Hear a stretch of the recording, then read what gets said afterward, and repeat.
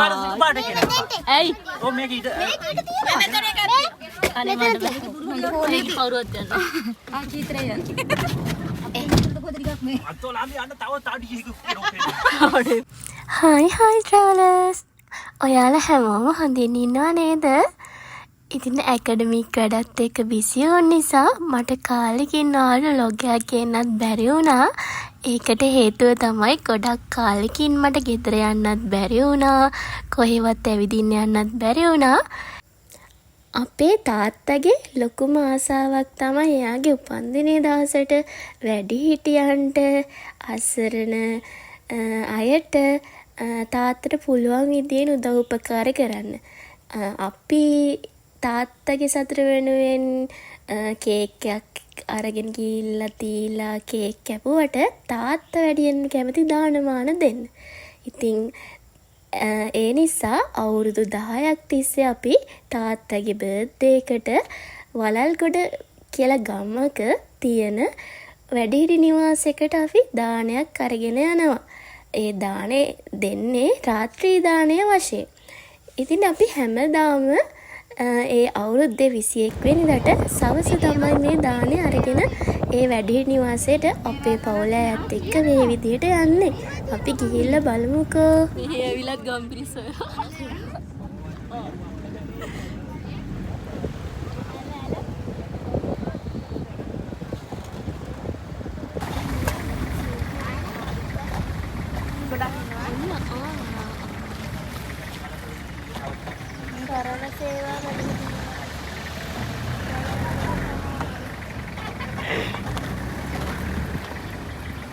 ඉතින් මේ පින්කමට අපිත් එක්ක එකතු වෙනවා අපේ අම්මගේ අම්මා තාත්තා තාත්තගේ අම්මා තාත්තා ඒ කියන්නේ මගේ ආච්චිලා දෙන්න සීයලා දෙන්න තාත්තගේ සහෝදර සහෝදරියෝ අම්මගේ සහෝදර සහෝදරියෝ එයාලගේ බබාලා තව ගමේ අයත් අපිත් එක්ක මේ ගමන්ට එකතු වෙනවා.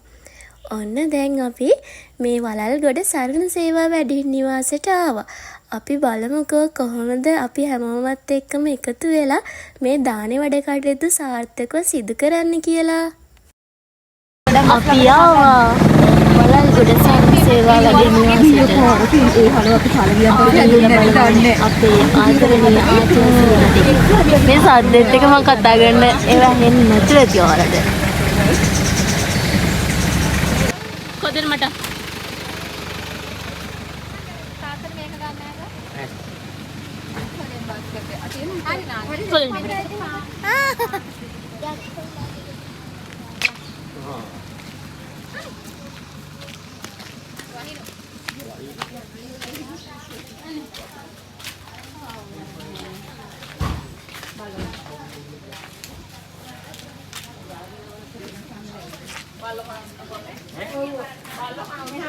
ආ නේ තු හැම ඉස්සරද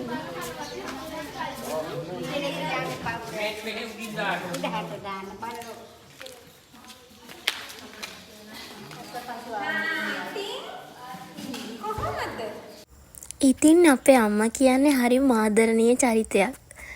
ගොඩක් අය කියනවා අම්මගේ ඒ ගතිගුණ මටත් පිහිටලා තියෙනවා කියලා. අනේ වන්දා ඉතින් එහෙම කියන්න හේතුව අපේ අම්මා බලන්න ගොමේ ගියපු ගම ඒ වැඩිහිටි නිවාසින් ආච්චිලා සීයලත් එක්ක එයාලගේ දුක සැප අහලා එයාලට සතුටු හිතෙන දේවල් කියලා කතා බහ කරන හැටි.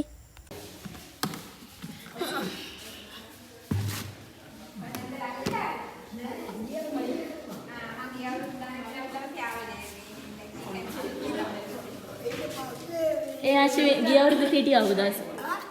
ආච්චි ගිය අවුරුද්ද හිටියා වුණ මතක. මේ ඉන්නේ අපේ අයියාගේ දරුවා. එයා හරිම කියුට්. ඒ වුණාට ටිකක් දඟකාරයි. මේ එයාට පහන ගෙනියන්න ඕනි කියලා තමයි මේ රණ්ඩු කරන්නේ. ඒ වුණාට එයා පොඩි බබෙක් නිසා පහන ගෙනියන්න දෙන්න බෑනේ. එයාට මල් වට්ටිය දීලා මේ අපි බුදුන් වදින්න කලින් බුද්ධ පූජාව මල් පහන් සුවඳ දුන් පේලියකට පවුලේ හැමෝමත් එක්කම අරගෙන ගිහිල්ලා ආච්චිලා සීයලාට අතගස්සවලා බුදු මැදුරේ තැන්පත් කරන්න තමයි මේ සූදානම් වෙන්නේ.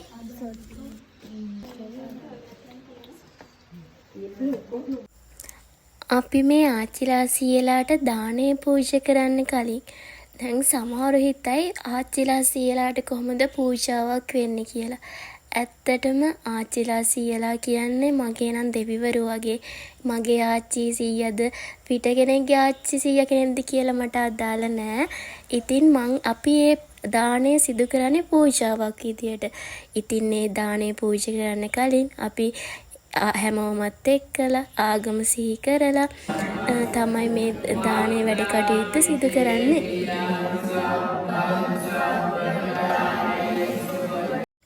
ඉතින් අවුරුදු 10ක් පුරාවට මම මේ වැඩේ නිවාසයට ගිහිල්ලා තියෙනවා තාත්තගේ උපන්දිනේ තියෙන මාසේ.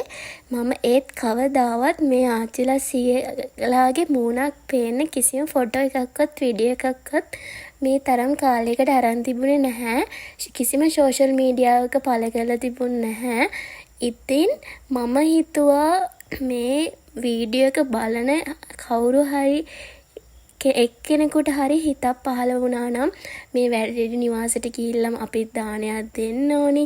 මේ දානයක් දුන්නත් හා සමානයි එක දවසක් මේ වැඩේ නිවාසයට ගිහිල්ලා මේ ආච්චිලා සීයලාගේ සුව දුක් විමසලා එයාලා හරි මාසයි සින්දු කියන්නේ. ඉතින් මෙයාලත් එක සින්දුවක් කියලා මෙයාලට ඩාන්ස් කරන්න අවස්ථාවක් උදා කරලා දීලා ගොඩක් අය ඉන්නවා හරිම ඩාන්ස් කරන්න හරිම ආසාවෙන්. ඒ අවස්ථාවන් උදා කළ දෙන්න පුළුවන් කෙනෙක් ඉන්නව නම් එක දවසක් තමන්ගේ කාර්ය බහුල දිනචර්යාවෙන් වෙන් කරලා මේ වැඩේ නිවාසයට ගිහිල්ලා එයාලව සතුටු කරන්න පුළුවන් නම් ලොකු පිනක්. ඉතින් මේ වීඩියෝ එක නරඹන එක්කෙනෙකුට හරි එහෙම හිතක් පහළ වෙනවා නම් මටත් ගොඩක් සතුටුයි. ඒකයි මම මේ වැඩේ නිවාසේ වීඩියෝ එකක් කරන්න හිතුවේ. වෙන කිසිම පෞද්ගලික අරමුණක් නිසා නෙවෙයි ඇත්තටම.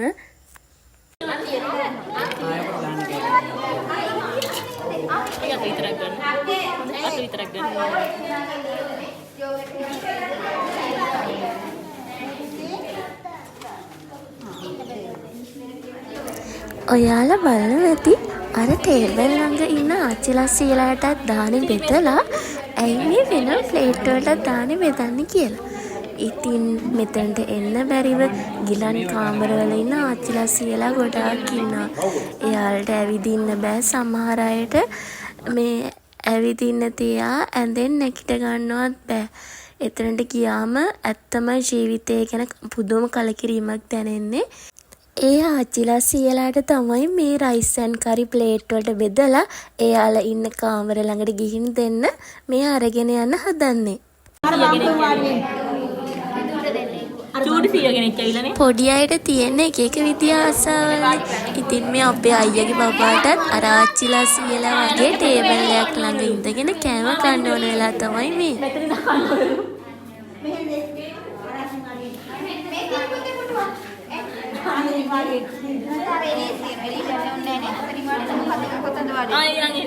එයාට මෙතන ඉඳන්ම කන්න ඕනලු. හරි කොහේද?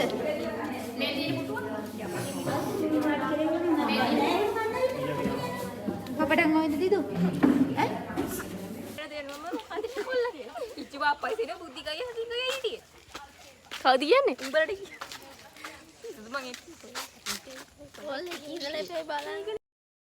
ආච්චිලා සීයලාට දානේ බෙදලා එයාලා කෑම කන අතරේ අපි ආව පොඩ්ඩක් ඇඩිරි නිවාසයට සිරි නරඹන්න.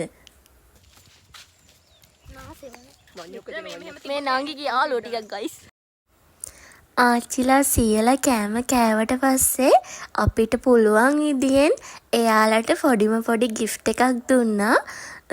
ඊට පස්සේ නම් වීඩියෝස් මං ගත්තේ නැහැ. මොකද ඊට පස්සේ ෆෝන් එක පැත්තකින් තියලා අපි සින්දු කිව්වා නැටුවා. ඉතින් ආච්චිලා සීයලාත් එක්ක එහෙම විනෝද වෙලා එදා දවස් අපි සතුටින් ගත කළා. අනේ ආගන්න මේ අපි සුදුක දාන්නේ. ඒක උතුම්ම දායි. අනේ තව එකක් කිනේ තල්ල තියෙන. මෙයාට පිළි කරත් දෙන්න ඔයා. ඔයා මට එකක් දීලා ඔයා මට එකක් දෙන්න. දැන් දානි දුන්නේ කියලා. කඩු කන්නේ කියමු මම දෙන්න. කාර්යය වුණා. එක එක කරයමු. දිදු අරයමු. මූල කොයි. මූවර යන්නේ බා. උරුම දිගේ නේ. ඔව්නේ. ඒ පොඩි හින්දා. අපේ නෑ ලොකු නන්ද මේ. ඒ පොඩි කාලේ හින්දා. මේ වල්ගේ ලොකුයි. ඌලොස්සන. ඌලු කීකි. කක්. මොකද හිතන්නේ? මොකක් මුතරන්නේ හෙන පොඩි අපේ. එයා මේ තුන්දෙනාගේ සම වයස නෙවෙයි. නෑ. ඔක්කොම වැඩ කටයුතු ටික ඉවර වෙලා මට ආච්චි කෙනෙක් හමු වුණා. මට හරියට ඒ ආච්චි ගැන පව් කියලා හිතුණා. පැත්තකට වෙලා වාඩි වෙලා හිටියා. ඊට පස්සේ මම ළඟට ගිහිල්ලා කතා කළා. ඒ වුණාට ඒ ආච්චිගේ ඇහෙනවා පොඩක් අඩුයි. ඒ වගේම දැන් වයසට යනකොට පොඩි බබාලා වගේ හරියට තේරෙනවත් අඩුයි. ඒ කියන්නේ අපි කියන්නේ මොකක්ද කියලාත් එයාට තේරෙන්නේ නැහැ. ඒ තරම් ඒ ආච්චි ගොඩක් වයසයි. හොඳේ. යන් අර පැත්තද? අර පැත්තද යන්. අර හෙට යන්. අපි ගිහින් එන්නම් සීයේ. හොඳයි. උත්සන්නයි. ගිහින් එන්න සීයේ.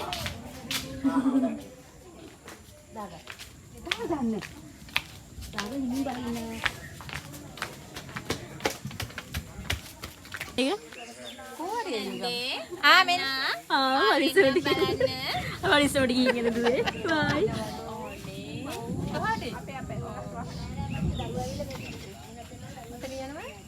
මේ වැරද්දක් කරපු සොරෙක් චිප් එක දාගෙන. වංකොල්ලයක් කාලෙට. ඒ වාහනේ ඇතුළේ හිටියේ අපේ අම්මයි නංගි. ඒ කියන්නේ මගේ පුංචි. දැක්ක නේද එයාලා මට කරන විහිළු. එයාලා හදන්නේ මාවත් වැඩි නිවාසේ දාලා යන්න. එහෙනම් අපි ගිහින් එන්නම්. තවත් අලුත් වීඩියෝ එකකින් නැවතත් හමු වෙමු. එතකම් මගේ වීඩියෝස් නරඹලා කමෙන්ට් කරලා ඒ වගේම ලයික් කරලා මතක් කරලා මගේ බ්ලොග් ඉතර YouTube channel එක subscribe කරලා තියන්න යාළුවනේ. එහෙනම් හැමෝම පරිස්සමෙන් ඉන්න. මුත්සන්නයි.